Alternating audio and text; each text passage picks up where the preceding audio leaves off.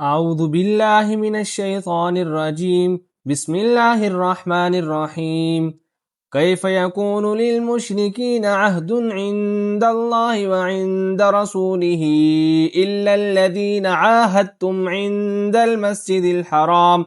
فما استقاموا لكم فاستقيموا لهم إن الله يحب المتقين كيف وإن يظهروا عليكم لا يرقبوا فيكم إلا ولا ذمة يرضونكم بأفواههم وتابى قلوبهم وأكثرهم فاسقون اشتروا بآيات الله ثمنا قليلا فصدوا عن سبيله إنهم ساء ما كانوا يعملون لا يرقبون في مؤمن إلا ولا ذمة وأولئك هم المعتدون فإن تابوا وأقاموا الصلاة وآتوا الزكاة فإخوانكم في الدين ونفصل الآيات لقوم يعلمون وإن نكثوا أيمانهم من بعد أهدهم وطعنوا في دينكم فقاتلوا أئمة الكفر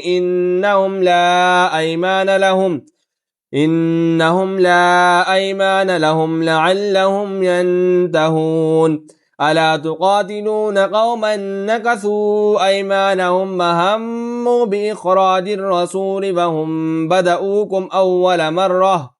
أتخشونهم فالله أحق أن تخشوه إن كنتم مؤمنين قاتلوهم يعذبهم الله بأيديكم ويخزيهم وينصركم عليهم ويشفي صدور قوم مؤمنين ويذهب غيظ قلوبهم ويتوب الله على من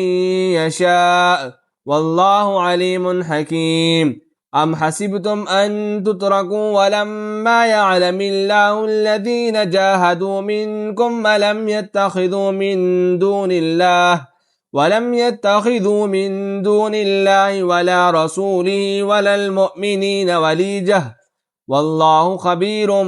بما تعملون صدق الله العظيم.